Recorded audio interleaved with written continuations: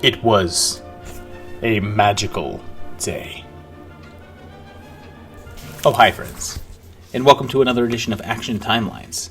Dare I say it, the greatest edition of Action Timelines, because on this April Fool's Day we're going to be discussing the films of Neil Breen. I should say, the cinema of Neil Breen.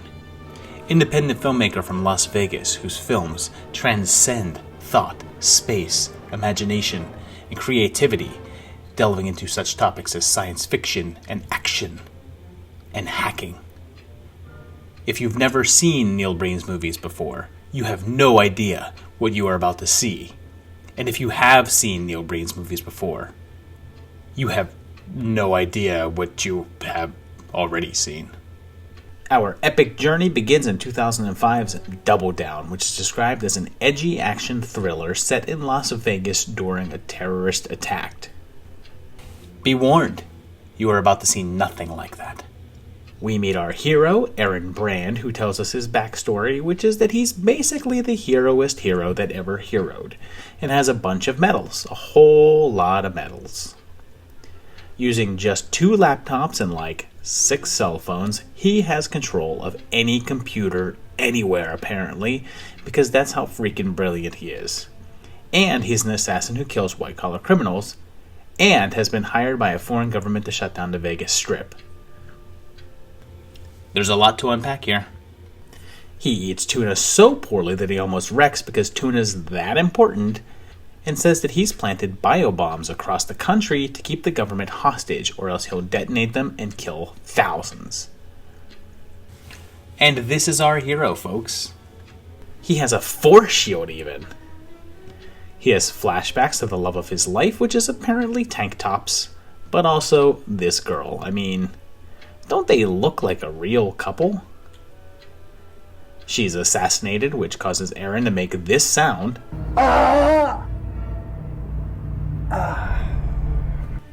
And then he floats in the pool with her, making sure that we see as much of his ballsack as humanly possible. As much as humanly possible. He finds a magic rock, talks to his dead parents,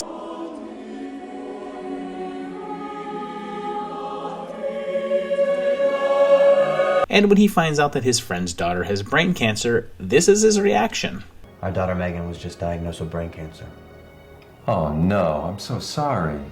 But don't worry, his magic rock heals her, but more magically, he uses laptops that very clearly aren't on. He kills this guy in a car on the way to their hotel, although it's clearly not moving, and it turns out to be the wrong guy, so our main character just killed an innocent man, and the people that he was supposed to kill commit suicide rather than go up against him, and they shoot themselves in the forehead while managing to sit in an upright position. And then, he spreads anthrax in Vegas, killing at least this guy, and who knows how many others. And this is our hero, folks. Aaron's powers are so great that he can hack a car with a cell phone. With a cell phone! A shot of the Venetian shows an art exhibit at the Guggenheim, and it's The Pursuit of Pleasure, which ran from July 04 to January of 05, so it's most likely that we're in late 04 here, as the weather's a little too nice for Vegas in January. He picks up this guy with the world's most convincing facial hair, and oh wait, it's a fake mustache. Who possibly could have known? He shows off his medals, and can't stop showing off his delicious bod. And did I mention that he carries around his dead girlfriend's skeleton? Her perfectly white bleached skeleton? He finally manages to stop a huge terrorist attack by calling some people, and this guy gets shot in the head in a very dramatic fashion.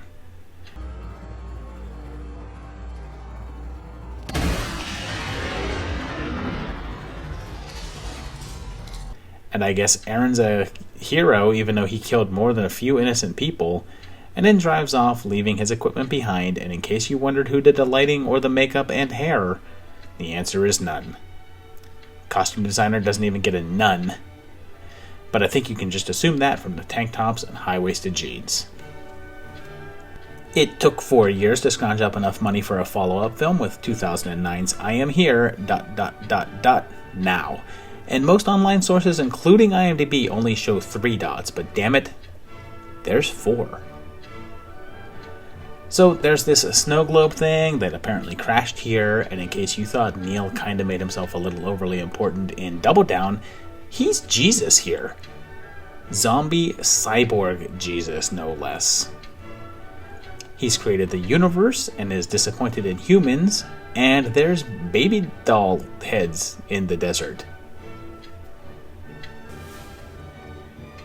This guy shoots a gun in the air, but I guess misses the glass door right above him. He has healing powers, stops time, and ends up back in Vegas in basically the same clothes. So here's my theory.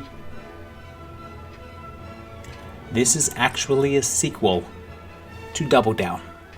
But Aaron has either developed godlike powers due to that magical rock, or he was always this magic being that lost his memory of it, and the ending of Double Down was actually him remembering who he really was. It doesn't make any sense, but come on. Does any of this? These 2 girls are walking this clearly real baby while they wear the exact same shirt, which I think is the same shirt as the girl earlier. And then this happens. And this is exactly how it happens in the film. I did not edit this at all.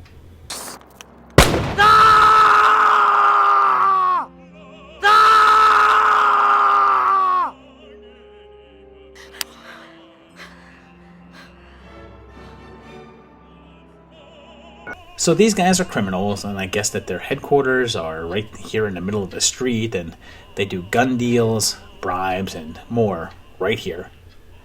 Neil takes offense to this and makes their faces bleed, and this girl shows up in that same damn shirt. A little while later, she's in the same shirt, but in a different color, and then this scene goes on for way, way, way too long.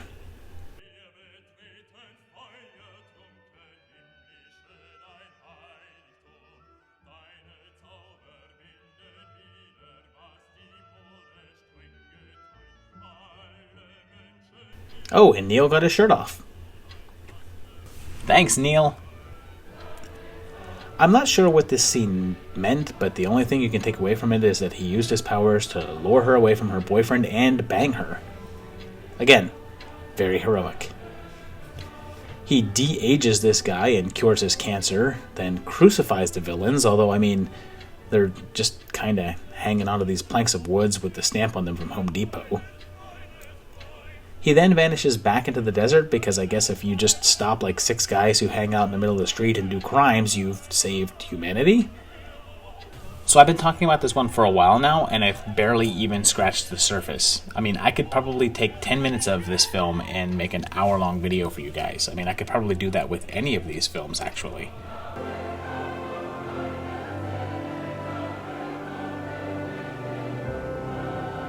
There's really not a lot of clues to dates on this one, but Jersey Boys is at the Palazzo, which ran from 08 to 12, and then there's this Gearbox ad.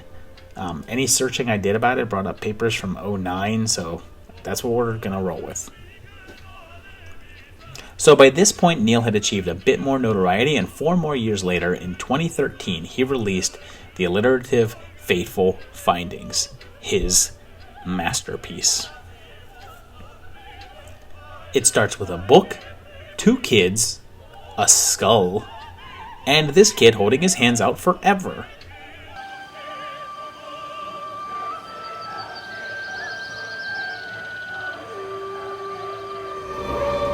He finds a magic rock and then little Leah moves away in obviously modern day cars. Fast forward like apparently 50 years later, and the little kid is now way greener than before. So unless we're just writing up the cars as a mistake, this is like mid-2000s, like 2050 at the earliest. And he gets run over by a car. But luckily he has that magic rock. His wife and best friend are here, and whoa, his doctor has Leah's bracelet. But this has to be her daughter because she's like 30, and Leah and Dylan are supposed to be the same age. Right? I mean, he wouldn't make him and her the same age. Would he? That That wouldn't make sense. The Rock heals him and he pulls his tubes out, or off, because they're literally just taped to him. Don't worry though, we get to see his naked ass and a little peek at his ball sack. I've blurred that for both of our sanities, but not this. You have to see this. I had to, so you have to too. Dylan's a writer, and his friend is having marital troubles, and his wife has a pill addiction, and Dylan is seeing a psychotherapist, just one who sees his patients in a giant conference room. And then there's the bombshell. Dylan is hacking national and international secrets to uncover corruption, because of course he is, and he magically types without hitting the keys. He has the most awkward love scene with his wife of all time. I mean, look, this is easily the most uncomfortable that I've ever seen an actress look in any movie. Ever. The doctor comes to Dylan's pool party, and sure enough, she still has her notebook from her youth. And it is actually Leah, who is apparently just aging really well, or else Dylan has, progeria or something. Jim makes a pass at Dylan's wife in the most excellently framed shots of all time.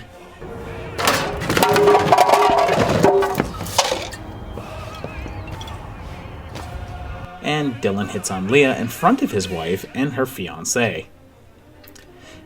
Next, Jim's daughter tries to seduce Dylan because who the hell wouldn't, you know? He's like a superhero and a god and the best and a genius and stuff. Jim's wife shoots him and makes it look like a suicide, but Dylan can't believe it. He just can't believe it. I can't believe you committed suicide. I cannot believe you committed suicide. How could you have done this? How could you have committed suicide? I can't help you out of this one, Jim. Dylan envisions himself and Leah in a garbage bag room, and I'm pretty sure that that's a body double. And I'm kind of sure that it's Jim's wife. They get together in real life. I mean, look at these two. The same age, the same level of hotness. They just fit. While they awkwardly kiss and more awkwardly strip each other, his wife overdoses. I know it was you.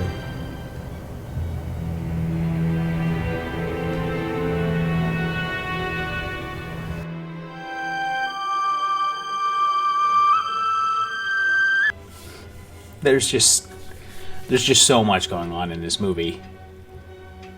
Just so much. Dylan's so distraught he eats spinach in front of Leah, but it's funny. Funny spinach. Leah gets kidnapped, but Dylan uses his power to save her. Oh, and there's some jet skis here for no reason. Dylan gets out of bed.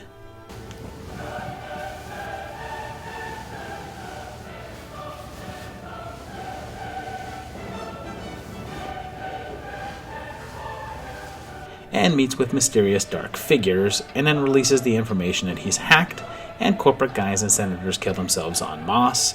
I guess some of them publicly, that are all right next to each other. And people still clap.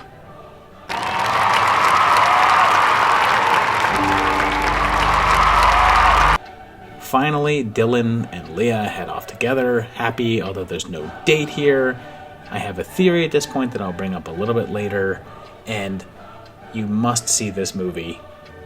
So look, if you just want to watch one Neil Breen movie, please make it this one. You have to watch this movie. It is delightful chaos. In 2016, the epicness continues with Pass Through, and we return to the desert again, and Neil's down and out again, I guess, at the Mexican border, and he's a junkie even. He overdoses and is taken over by a strange force.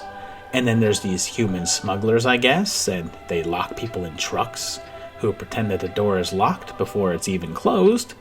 And Breen still has powers and says that he's an artificial intelligence from the future, here to cleanse the human race, because always remember that Neil's better than us. Unless he has anthrax. He takes in some escapees from the smugglers, and everybody says that they've left their countries to come here, but no one has an accent, so I'm guessing they're fleeing America? I don't know. Neil's name is Till, spelled Thgil, which is light spelled backwards, which he gets off of a yogurt box. When Amanda figures this out, that's all she needs to determine that he's an alien. That isn't your name. That's Light. Light.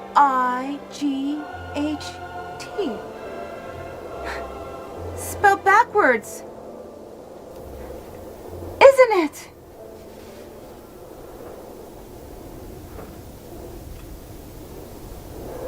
Have you seen the future? So he shows her his powers. And then, isn't this tiger convincing? Clearly, it's right there. Neil reveals that he can change time by bending it and travel through it, and is basically all-powerful again. And he intends to eliminate all harmful humans. Government leaders and corporate heads disappear, and then the smugglers vanish, and oh my god, Neil Breen is Thanos. He meets up with the head of the smugglers, who literally shouts every single line of dialogue that she has. Who the hell are you? What the hell are you doing in my house? And she disappears. He tells the captives to go back to the countries that they come from, in this case, the country of New Jersey, and then infiltrates the upper class to root out harmful people, asking such poignant questions like, Isn't that corrupt? and, Isn't that corrupt? and, Isn't that cheating the public? before blowing them up and going on the news and taking credit for the disappearances, which he says are 300 millions, and says that he killed them. He warns the human race to better itself, or I guess he'll destroy them too. He gives these kids dollar store sequins to prove that they met a man from the future, and even though he was supposed to have vanished all harmful humans, this thug, I guess he escaped. And look, it's Aaron's medals from Double Down on the vest. It's all connected. They belong to this guy who used to be a soldier, and wait, what? Amanda's ex-husband followed her, but just now shows up? And he kills her and her niece. But Till makes him kill himself and revives them.